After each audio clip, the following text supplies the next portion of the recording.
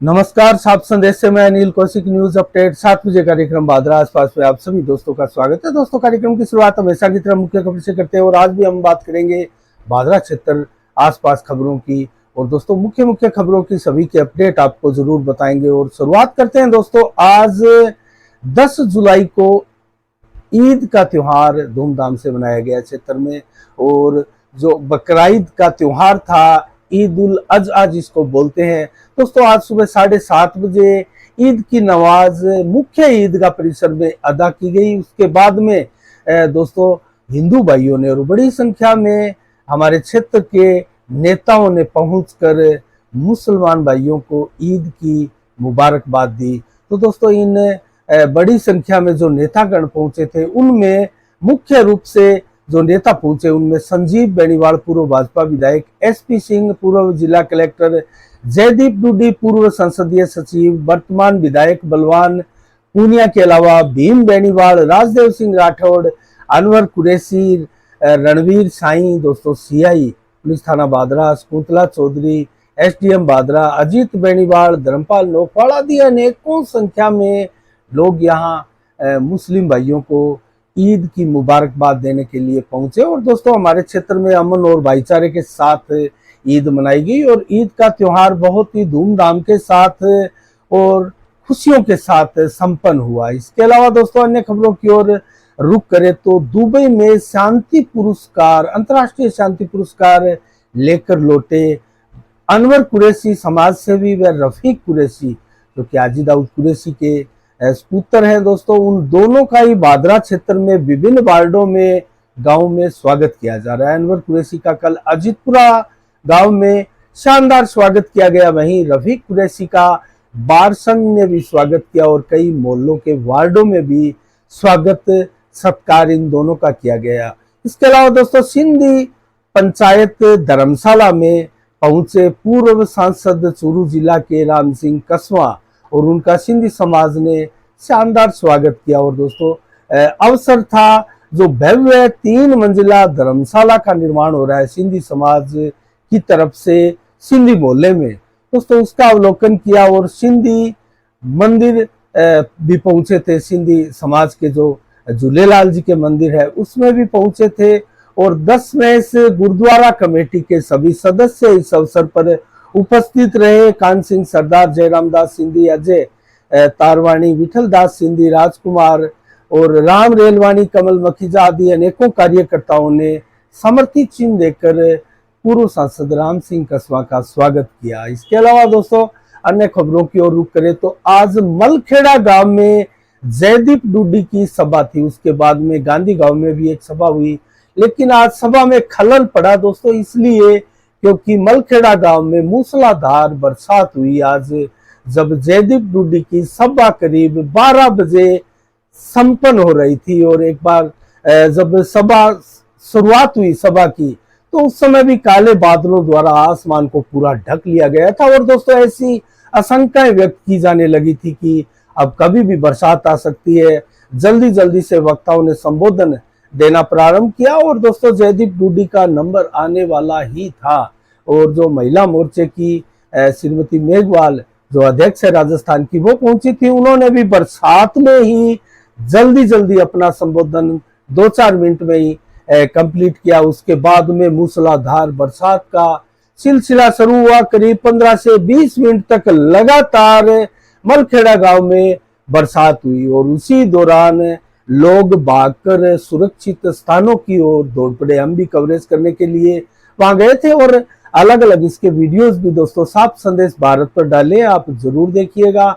और इसके बाद में जब वो बड़ के पेड़ के नीचे जो चबूतरा बना था, वहां मंच लगा था जयदीप डूडी का, उस पेड़ के नीचे अपना बचाव करते हुए, भीगते हुए भी जयदीप डूडी ने बरसात में भी अपना 10-12 मिनट का जो संबोधन था वो पूरा किया। और उस संबोधन की मुख्य बात मैं आपको बताऊं तो बलवान पूनिया को लताड़ा और जिस प्रकार से पूर्व में पत्रकारों के साथ ज्यादती का कई मामले थे, 1-2 मामले आए थे, उनको लेकर लताड़ लगाई और ये कहा कि हमने आपके गांव में आकर आपको समझाया है, आप इस ओछी राजनीति से बाहर उबर जाओ। और ये भी कहा कि उसके बाद में हम जाएंगे गांधी बड़ी और वहां पूर्व भाजपा विधायक के गांव में भी जाकर उनको भी समझाएंगे कि उनके द्वारा भी किस प्रकार की ओछी राजनीति की जा रही है, वो अब बंद होनी चाहिए। तो दोस्तों सीधा सीधा मैसेज था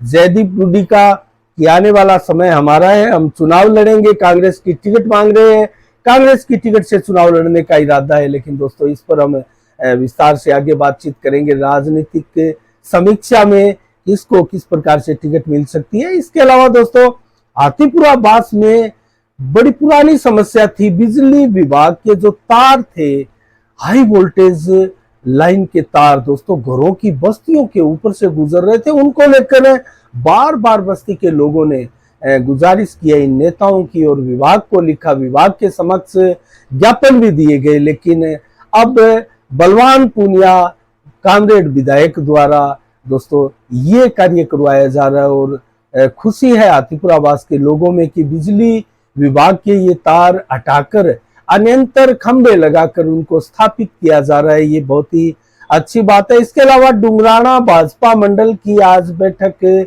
गेहूं गांव में आयोजित की गई, 3-3:30 बजे करीब ये बैठक गेहूं गांव में आयोजित की गई। और दोस्तों संजीव बेनीवाल, हमने बार बार बताया आपको, एक ऐसा नेता है रेगुलर सभाएं आयोजित करते हैं और गांव में अपने दौरे जारी रखते हैं और यही कारण है कि संजीव बेनीवाल निरंतर सक्रिय रहने वाले नेताओं में है और लगभग 400-500 मंडलों की बैठक जो है वो एक के बाद एक बिरानी, गोगामेडी, भादरा, डुंगराना आदि की बैठकें कंप्लीट की जा चुकी है। इनमें कार्यकर्ताओं को निर्देश दिए जा रहे हैं किस प्रकार से भाजपा की रीति नीति का प्रचार करना है और नरेंद्र मोदी की योजनाओं का विस्तार करना है, लोगों को उनके बारे में बताना है और किस प्रकार से कांग्रेस की कुनीतियां है, कांग्रेस की किसान विरोधी नीतियां है, किसान की मजदूर विरोधी नीतियां है, बिजली के बढ़े हुए दाम है, सिंचाई को लेकर क्षेत्र में समस्या है। इन सभी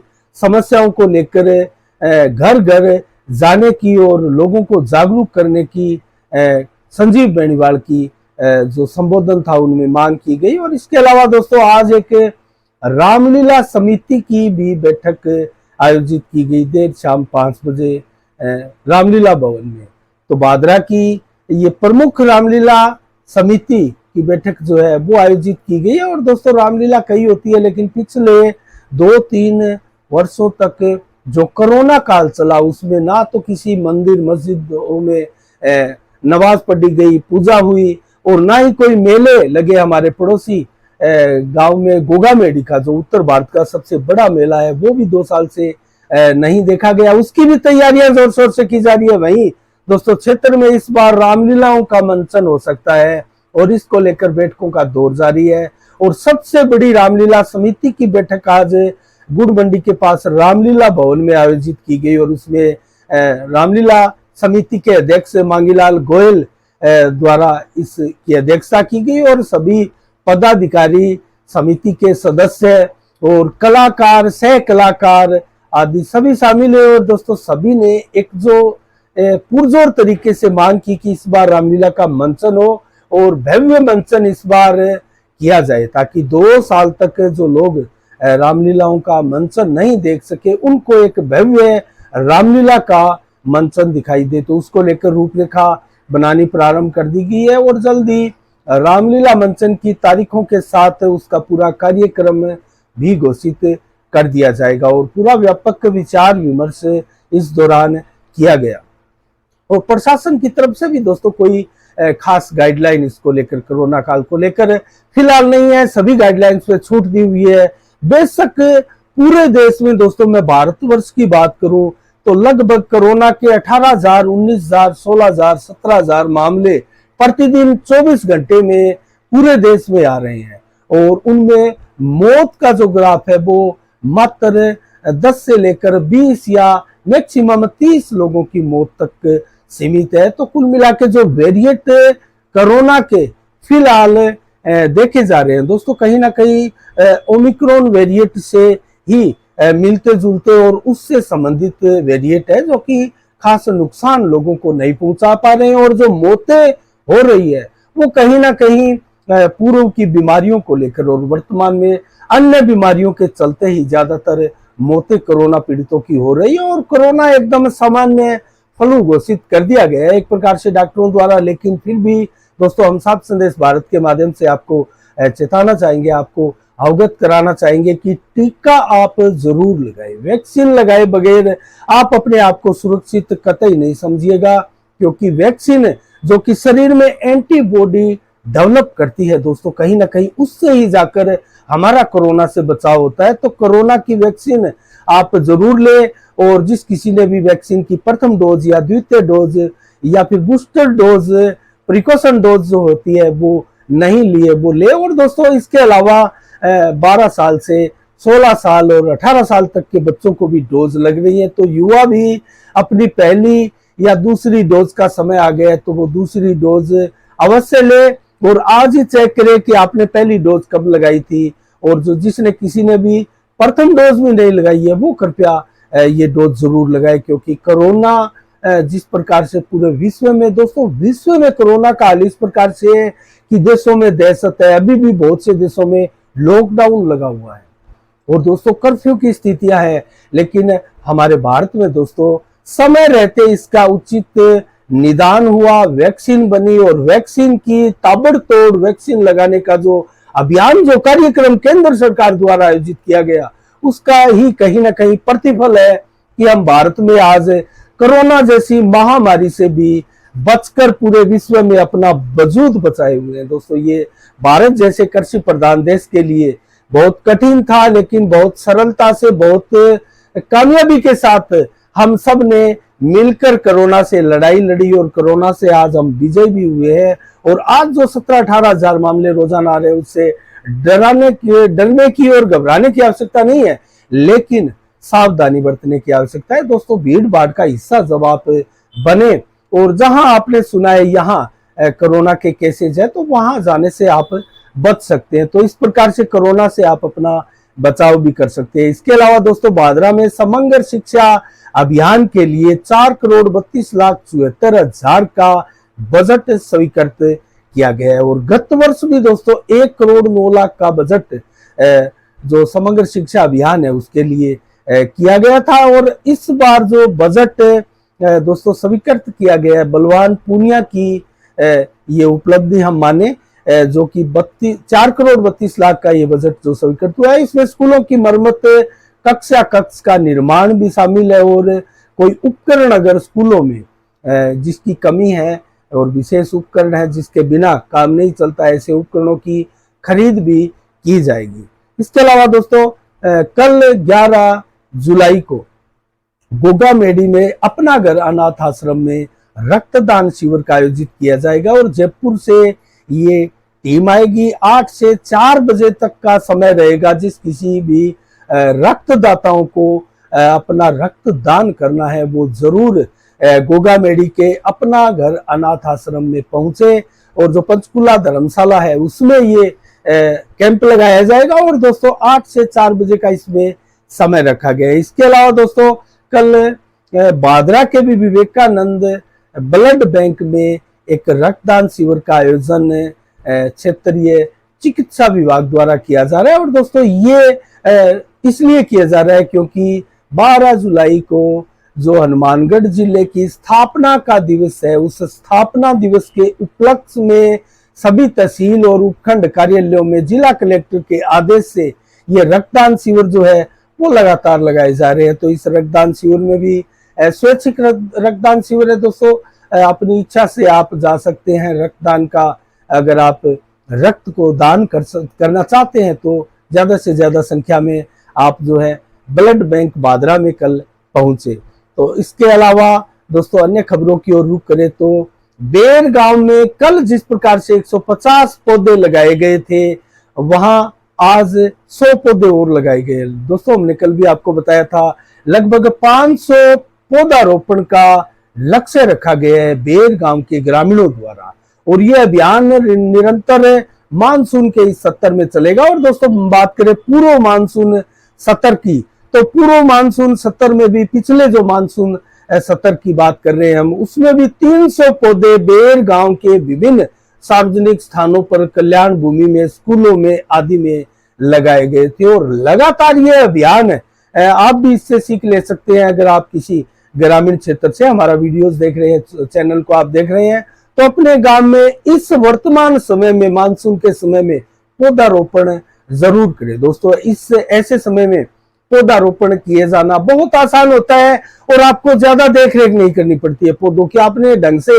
अगर अच्छी तरह से गड्ढा खोदकर पौधे को लगा दिया तो मानसून की इस बरसात में वो पौधा अपनी जड़ें स्वयं जमा लेगा और आपको उसको पानी की देखरेख करने की ज्यादा आवश्यकता नहीं होगी। जब मानसून 70 बीत जाए तब आप जो है उस पौधे की देखरेख या सुध ले सकते हैं। तो ऐसे में दोस्तों हम बात कर रहे हैं बेर गांव के, बादरा के बेर गांव में आज 100 पौधे लगाए गए थे। कल 150 पौधे जो लगाए गए थे उसमें पर्यावरण कार्यकर्ता दिलावर वर्मा के नेतृत्व में दोस्तों ये सारे पौधारोपण अभियान का आगाज किया जा रहा है। सरपंच लालचंद शर्मा भी इसमें कल शामिल हुए थे। आज जो बच्चे इसमें शामिल हुए दोस्तों, युवा इसमें शामिल हुए, उसमें सुधीर कुमार, राकेश कुमार, प्रद्युमन कौशिक के अलावा प्रमोद कुमार, विक्रम शर्मा, कर्षण शर्मा, गोविंद कुमार, अभिषेक, राहुल, विकास, सचिन, चंद्रबान आदि अनेकों युवा दोस्तों इस कार्यक्रम में भाग भी लिया और गड्ढे खोदकर पौधे लगाए। पानी की भी व्यवस्था करके टैंकर से पानी भी इन पौधों में डाला गया। तो इसमें कौन कौन से पौधे इस सीजन में लगाए जाने चाहिए और कौन कौन से पौधे बेर गांव में युवाओं द्वारा लगाए जा रहे हैं दोस्तों, इसके बारे में हम बताएं तो बरगद, पीपल, नीम, ये पौधे खास होते हैं दोस्तों, हर जगह ये लगाने चाहिए। और ऑक्सीजन की मात्रा अगर हमारे पर्यावरण में बढ़ानी हो तो इन पौधों को आप जरूर और अवश्य लगाएं। इसके अलावा दोस्तों सहजन, अंजीर, जामुन आदि के पौधे भी आप लगा सकते हैं, जैसा बेर गांव के इन ग्रामीणों ने, इन युवाओं ने इस सामूहिक आयोजन में लगाए हैं। तो इसके अलावा दोस्तों अन्य खबरों की ओर भी रुख करेंगे। आज हल्की सी समीक्षा करेंगे हम बादरा क्षेत्र की राजनीति पर भी।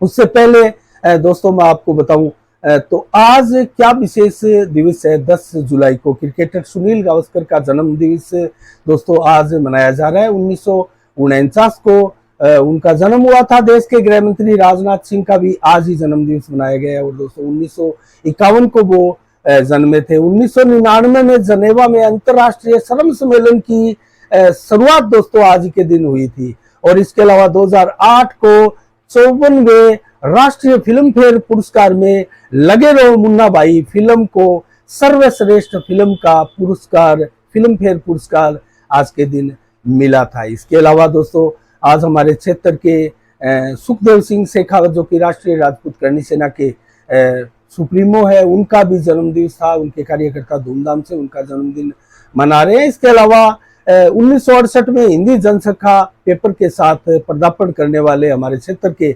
वरिष्ठतम पत्रकार लाल मोहम्मद मुआलजन का भी आज जन्मदिन है। और इन सभी को दोस्तों साफ संदेश के माध्यम से जन्मदिवस की हम शुभकामनाएं देते हैं।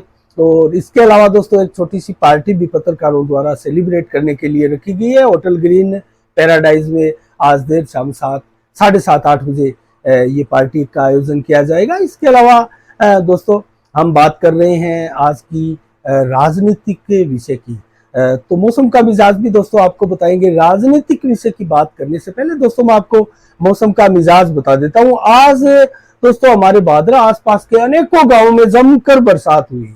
और जैसा कि हमने जयदीप गुड्डी की सभा थी मलखेड़ा गांव में, वहां बताया जमकर बरसात हुई। मात्र वो 15-20 मिनट के लिए ही लगातार एक जैसी मूसलाधार जैसी बरसात हुई थी, लेकिन वो अच्छी खासी बरसात किसानों के चेहरे खिला देने वाली बरसात हुई थी। तो आज मौसम 10 जुलाई को 30 से 33% दोस्तों टेम्परेचर रहेगा दिन में था। और 14 से 29 किलोमीटर की रफ्तार से हवा चल रही है। अभी भी तेज हवाएं आप देख रहे होंगे। और इसके अलावा दोस्तों आसपास के गांवों में जमकर बरसातें हुई, कहीं हल्की कहीं भारी बरसात भी हुई। और रात्रि को भी दोस्तों बरसात 3.2 mm बरसात की चेतावनी मौसम विभाग द्वारा आज रात्रि के लिए भी दी गई है। तो 4 से लगभग 22 से 30 किलोमीटर की रफ्तार से हवाएं भी चलेगी। 11 जुलाई को कल कैसा रहने वाला है मौसम, 28 से 33 डिग्री टेम्परेचर दिन में रहेगा, 34 से 36 डिग्री मैक्सिमम में दोपहर को रहेगा, जबकि 34 से 36 ही देर शाम को रहने की उम्मीद है। और 80 से 90% बादल आसमान में छाए रहेंगे और रात्रि को तो 100% बादल छा जाएंगे और दिन भर हल्की बूंदाबांदी बरसात हो सकती है। लेकिन रात्रि को कल दोस्तों 4.7 mm अर्थात 5 mm तक बरसात होने की चेतावनी मौसम विभाग द्वारा व्यक्त की गई है। इसके अलावा दोस्तों अब हम बात करते हैं उस राजनीतिक विषय पर जिस विषय को लेकर क्षेत्र में दोस्तों लगातार राजनीतिज्ञों द्वारा अपनी राजनीतिक गतिविधियां जारी की हुई है। दोस्तों उनमें सबसे पहले हम बात करते हैं सचिन जो संजीव बेनीवाल है दोस्तों, पूर्व भाजपा के पूर्व विधायक भी रहे हैं 2013 में। इससे पहले 1998 में कांग्रेस की टिकट से भी वो विधायक बन चुके हैं। तो दोस्तों एकमात्र ऐसे नेता है भादरा विधानसभा के संजीव बेनीवाल जो कि कांग्रेस और भाजपा दोनों ही टिकटों से विधायक बनने का गौरव उन्हें भादरा से प्राप्त है। और जब से 1998 में विधायक बने हैं उसके बाद से इस नेता की खासियत ये रही है कि ये निरंतर सक्रिय रहा है। दोस्तों उनका 25 वर्षों से अधिक का कार्यकाल हो गया, क्योंकि 1993 में उन्होंने कांग्रेस की टिकट की लाइन में ये लगे थे, टिकट की मांग कर रहे थे, लेकिन वो टिकट डॉक्टर सुरेश चौधरी को मिली। 23,000 वोट उनको उस समय आए थे। लेकिन 1998 में कांग्रेस पार्टी ने दाव खेला संजीव बेनीवाल पर और उन्होंने ऐतिहासिक जीत भी दर्ज की और विधायक बने थे। ये अलग बात है कि उनका विधायक जो कार्यकाल था वो लगभग विवादों की भेंट चढ़ गया था और जो ओंकार लाल जाट है दोस्तों, उनके द्वारा जो जमीनों के अलॉटमेंट किए गए थे उसमें कहीं ना कहीं संजीव बेनीवाल का बहुत नुकसान हुआ और लगभग 10 साल उनको सत्ता से दूर रहना पड़ा। 10 साल तक दोस्तों क्षेत्र की जनता ने उनको माफ नहीं किया, लेकिन उसके बाद में निरंतरता उनकी जो बनी रही राजनीति में और उनकी जो छवि है, उनका जो व्यवहार था, उसको लोगों ने एक बार फिर गले लगाया और क्षेत्र की जनता ने 2013 में उनको फिर बागडोर दी और इस कार्यकाल में उन्होंने शानदार कार्य करवाए। दोस्तों संजीव बेनीवाल ने भादरा विधानसभा क्षेत्र में अनेकों कार्य करवाए और लगभग 462 सवाल उन्होंने 7-70 में 5 वर्ष के दौरान विधानसभा में क्षेत्र की समस्याओं से संबंधित उठाए, जो कि बहुत ही कारगर रहा। और दोस्तों इनके कार्यकाल बहुत शानदार रहा, लेकिन कहीं ना कहीं वसुंधरा राजे सिंधिया का राजस्थान में जो एक उल्टी कैंपेन शुरू हुई थी, उनके विरुद्ध जो माहौल हुआ था, कांग्रेस की लहर तो उसमें बिल्कुल नहीं थी, लेकिन वसुंधरा की खिलाफत का माहौल था और उसी की भेंट चढ़े ये इस प्रकार की सीटें यहाँ संजीव बेनीवाल भी हारे और 99 सीटें जीतकर कांग्रेस आई थी। उसके बाद में उपचुनाव में भी कांग्रेस ने कुछ सीटें जीती और 108 तक अपनी सीटों की संख्या कर ली। तो कहीं ना कहीं ये लहर तो हम नहीं मान सकते, भाजपा की यहाँ 73 सीटें जीती थी, लेकिन उसके बाद में दोस्तों यहाँ बलवान पूनिया 2018 में चुनाव जीते। और संजीव बेनीवाल की हम बात कर रहे हैं तो लगातार 25 वर्षों का उनका कैरियर जो रहा वो सक्रियताओं से भरपूर लवरेज रहा है। दोस्तों उनका जो वोट बैंक है, उनकी जो समर्थक ताकत है, वो कतई कम नहीं हुई और उसमें निरंतर साल दर साल इजाफा हुआ है और यही इस राजनीतिज्ञ की सबसे बड़ी ताकत है। दोस्तों गहरी राजनीतिक सूझबूझ रखने वाले संजीव बेनीवाल की सबसे बड़ी खासियत है कि वो पॉजिटिविटी में जीते हैं। दोस्तों सुबह जल्दी उठकर अपने कार्यालय में आना या फिर देहात क्षेत्रों में जनसंपर्क के लिए जाना, छोटे मोटे कार्यक्रम नुक्कड़ सभा आदि हो तो वहां जाना और अपने कार्यकर्ताओं की मांग को बुलंद करना, अधिकारियों से बात करना, अपने कार्यकर्ताओं के, अपने लोगों के, अपने समर्थकों के काम करवाना, इसमें ही वो लगभग हर साल 5 साल और अपने अब तक के करियर में व्यस्त रहे। इसके अलावा जयदीप डूडी की बात करें तो उनके पिता स्वर्गीय लालचंद डूडी 3 बार विधायक रहे हैं दोस्तों और भाजपा जनता दल और भाजपा से तो वो चुनाव जरूर लड़े थे, जीते नहीं थे, जनता दल और अन्य पार्टियों से वो जीते भी थे, अलग अलग तीनों पार्टियों से जीते थे। उसके बाद में अगर बात करें जयदीप डूडी की, वो तो भाजपा में भी रह चुके हैं, कांग्रेस में भी रह चुके हैं और कांग्रेस में वर्तमान में है, कांग्रेस की टिकट भी वो मांग रहे हैं और स्वयं भाजपा में होने के बाद में कांग्रेस का रुख कर दिया था, लेकिन निर्दलीय के रूप में विधायक जीते थे वो। तो निर्दलीय के रूप में विधायक बनने के बाद में 2008 से जब लगातार विधायक रहे 13 तक, तो दोस्तों इस दौरान उनका कार्यकाल जरूर संतोषजनक रहा, लेकिन कुछ खामियां रही। उसके बाद में उनकी सक्रियता नहीं रही और अभी भी बीच बीच में निष्क्रिय होना कहीं ना कहीं जयदीप डूडी की राजनीति पे भारी पड़ता है और लगातार सक्रियता की जरूरत है। बहुत शानदार नेता है, शानदार वक्ता है और बहुत बड़ा राजनीतिक घराने का एक बड़ा चेहरा है दोस्तों। तो देखते हैं आने वाले समय में हम विस्तार से समीक्षा करेंगे। आज समय कम है। डॉक्टर सुरेश चौधरी की बात करें तो उनके भाई एसपी सिंह चुनावी मैदान में हैं, वो भी भाजपा में रहे हैं, उसके बाद में पहले कांग्रेस में थे, भाजपा में भी आई, अब दोबारा वो कांग्रेस में है। तो भादरा में दोस्तों किसी नेता की कोई स्थायित्व नेता में नहीं है। अगर बात करें अशोक सैनी का तो जरूर वो लगातार 20 वर्षों से भाजपा में रहे, और बात करें बलवान पूनिया की तो वो जरूर लगातार अपनी माकपा को उन्होंने अभी तक तो नहीं छोड़ा है, लेकिन सरकार को जिस प्रकार से समर्थन दे रहे हैं, अटकलें ये लगाई जा रही है कि कांग्रेस की टिकट लेकर वो विधानसभा का चुनाव 2023 का लड़ने जाएंगे। तो विधानसभा का चुनाव अगर कांग्रेस की टिकट से लड़ते हैं अगर बलवान पूनिया, तो क्या करेंगे जयदीप डूडी? क्या वो निर्दलीय ताल ठोकेंगे या वो आम आदमी पार्टी की टिकट लाएंगे? कौन बसपा से चुनाव लड़ेगा और किस प्रकार से दोस्तों चुनावी रण होगा 2023 का, इसके ऊपर विस्तार से हम बात करेंगे। आज समय कुछ से कम मिला है, इसलिए इसकी समीक्षा हम विस्तार से नहीं कर पा रहे हैं। लेकिन अगर हम बात करें दोस्तों 2023 के बैलेट पेपर का, तो बैलेट पेपर 10 से कम कतई नहीं रहता है भादरा का, और 10 से कहीं अधिक का ही बैलेट पेपर होगा। और कौन कौन मुख्य चुनावी मैदान में होंगे ये अभी तो काफी लंबा समय है, लेकिन जिस प्रकार से चुनावी मैदान में जो लोग, जो नेता डटे हैं, उनमें इन नेताओं के अलावा बजरंग सहारण एक बड़ा चेहरा है दोस्तों। बजरंग सहारण के बगैर भी राजनीतिक समीक्षा कंप्लीट नहीं मानी जा सकती, क्योंकि लगातार इस क्षेत्र में वो अपनी उपस्थिति दर्ज भी करवाते जा रहे हैं और अपना समर्थक काफिला बढ़ाते जा रहे हैं। तो वो किसको नुकसान करेंगे? चुनाव में ताल 100% ठोकेंगे या नहीं, या किसी कांग्रेस की टिकट मांगे, अगर कांग्रेस की टिकट नहीं मिलती है तो वो क्या करेंगे? ये कुछ पत्ते हैं जो खुलने बाकी है। कार्तिक डूडी भी है, चुनाव लड़ने की इच्छा जता रहे हैं, लेकिन जयदीप डूडी के रहते संभवतः वो चुनाव ना लड़े, और अगर लड़ेंगे तो दोस्तों उनसे जरूर साक्षात्कार करेंगे, तो इस बाबत उनसे पूछेंगे भी। तो आने वाले समय में आप भी देखेंगे नेताओं के कुछ बड़े साक्षात्कार, साफ संदेश भारत के इस चैनल पर आप देखेंगे। रोचक सवालों के संभवतः रोचक ही जवाब मिलेंगे, तो ऐसा साक्षात्कार आप जरूर देखिएगा। और आज के शाम के 7 बजे के बुलेटिन में दोस्तों इतना ही। कल ठीक शाम 7 बजे फिर आपसे रूबरू होंगे नई खबरों के साथ, नई समीक्षा के साथ। तब तक के लिए दोस्तों आप अपना बहुत बहुत ख्याल रखिएगा। मुझे दीजिएगा इजाजत। साफ संदेश से मैं अनिल कौशिक, नमस्कार, जय भारत, जय जय राजस्थान।